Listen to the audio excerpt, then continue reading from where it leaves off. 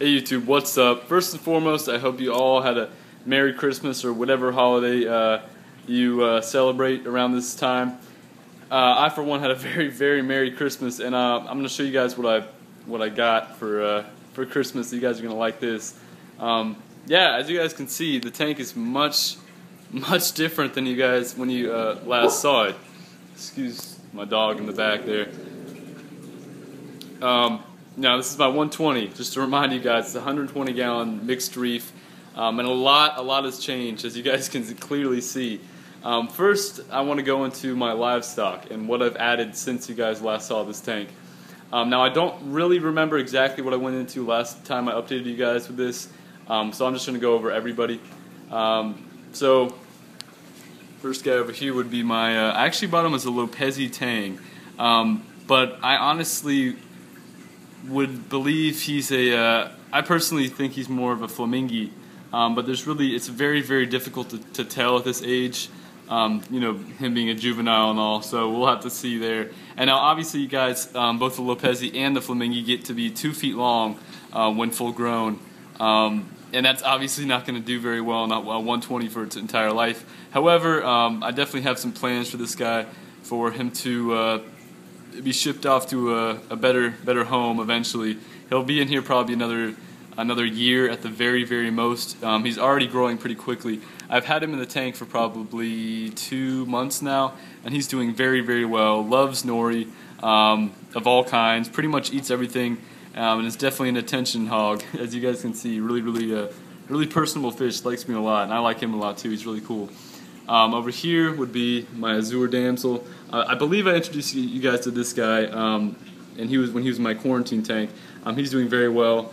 Not nearly as aggressive as one would believe a damsel would be. Whether or not that's because of the tank size or the amount of fish I have in here, or just for the fact that the Azures tend to be a little bit more peaceful. He's definitely been a model citizen for the most part, and I like him a lot. Brings a lot of color to the tank for a good price too. Over here, my Royal Grandma. My favorite saltwater species, the Royal Grandma's fairy basslets, whatever you call him. He's doing very well. I named him Bernie because he looks like a Bernie, and he's very cool. He's grown a lot since I've had him, and I picked him up from Marine Warehouse, a local fish store that I really like a lot. He's doing well. Over here would be one of my 2 Picasso Percula clowns. I picked them up the same time I picked up my Royal Grandma from the same fish store, obviously. This would be the female, from what I believe. She's very cool. Over here on this side, you guys will see my male Picasso Perc. His designs are a little bit more cool, a little bit more unique, but you can't really tell with the lighting, of course.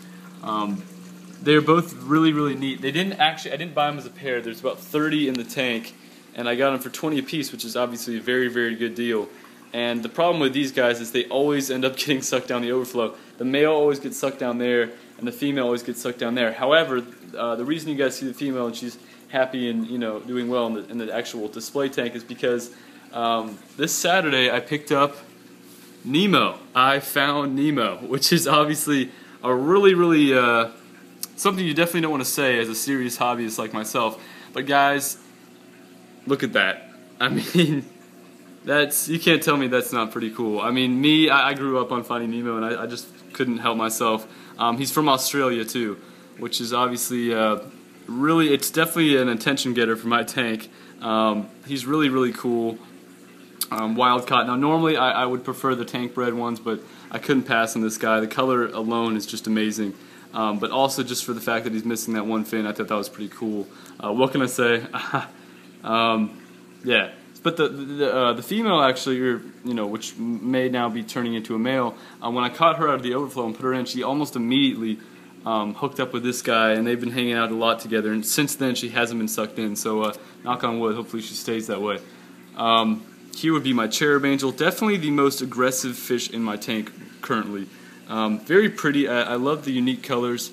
I don't have much coral in the tank, so I can't really tell you as far as my experience with him in coral, for the most part.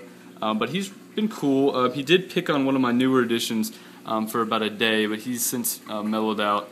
He's all over the tank, always grazing, eats like a champ. Actually, his tail was bitten off by my damsel part of his tail, and it grew back really pretty quickly. I picked him up the same time I picked up the Lopezi or Flamingi, whatever you want to call him.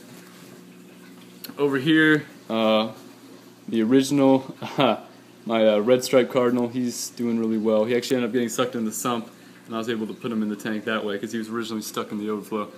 Over here would be one of the 3 firefish I picked up. I actually paid $18 for 3 of them. However, so far I can only ever find this one.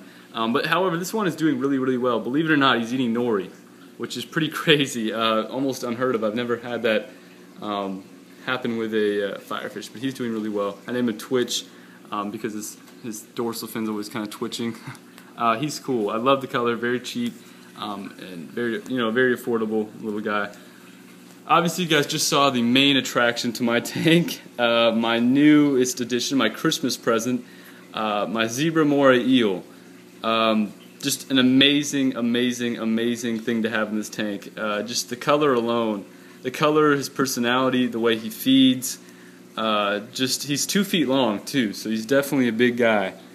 His best friend's Voodoo the cleaner shrimp, so that's pretty interesting. I feed this guy. I guess you would call it cocktail shrimp from Publix. I feed him probably 3 times a week. I've only had him for a week though, and he's just amazing. I mean, you guys can see there. Model citizen so far, hasn't messed with anybody. An emerald crab actually lives right above his cave here, and so far so good. And as I say that, he starts to nibble on the starfish.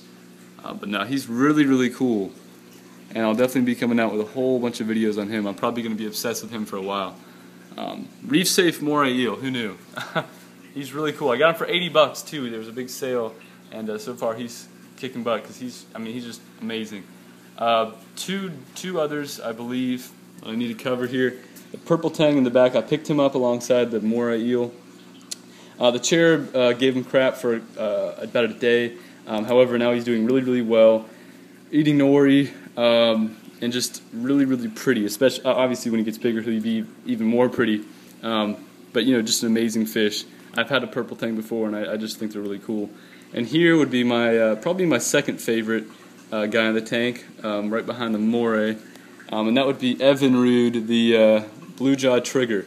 I've had him for a while now, a couple months, and he's just really tons of personality. I love the way he swims, completely reef safe, hasn't messed with my shrimp, my hermit crabs, my emerald crabs, my snails, nothing. He's left everything alone, and his color's amazing. He eats really well. He's just overall a really cool guy, and I'd highly recommend him if you have the appropriately sized tank, because they're just very personable, very cool, attention-grabbing fish. I'm going to give you guys a quick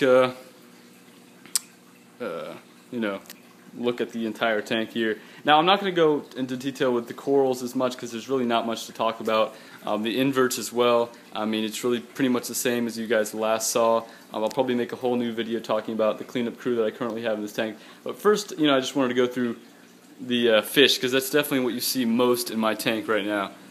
I really am happy with this aquascape as well. You guys can see on this side, you guys can see all the way through the other side of the tank. There you go, there's that eel. I think he's getting hungry. But yeah, I'm kind of rambling at this point, but I haven't made a video in so long. The lighting is the same as you guys last saw. It is the Coralife T5, which it's a good light setup, but I do have some other lights here, and that would be these Reef Torch LEDs. I would love to go show you guys a demonstration, but it requires 2 hands to do. The reason I haven't hung these up yet, I have 2 of them actually, and first of all, they're just amazing. I actually picked them up used for $3.50 a piece, and I have 2 of them, like I said. And the reason I haven't hung them up is because my parents won't let me.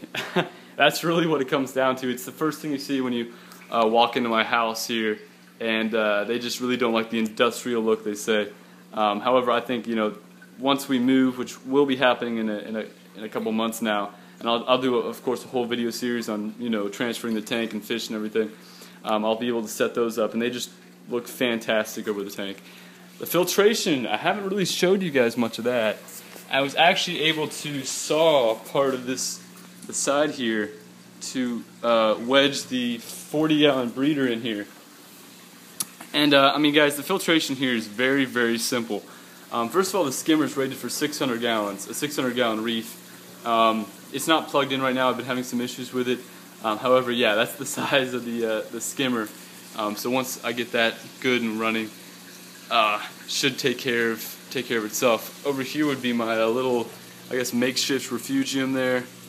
Not much, but I think it served its purpose. And then there's the return pump. I'm honestly not a fan of sumps with dividers and all that. I just like to have more free room, free range to do whatever I want. But yeah, there's the 40-gallon sump refugium with the clamp-on light there. I think I bought that for like $8 or something. But yeah, hope you guys didn't get too bored with this video here. I'm just really happy with the tank. And I'll be adding a few more fish here and there, maybe a Midas bunny, a spotted mandarin, a starry bunny, because those are one of my favorite fish, and then I'll pretty much be done. And yeah, I'm really excited. Hope you guys are too. Please let me know how your tanks are doing. Please let me know what you got for Christmas, if it was tank related or not. Just do whatever. Comment below. Subscribe if you haven't. If you have, I really do appreciate it, guys. And like the video if you like it. Hope you guys had a Merry Christmas, Happy Holidays, and got everything you wanted. Hope your tanks are doing really well. And yeah, see you guys next time. Comment, rate, and subscribe. Thanks, guys. Bye.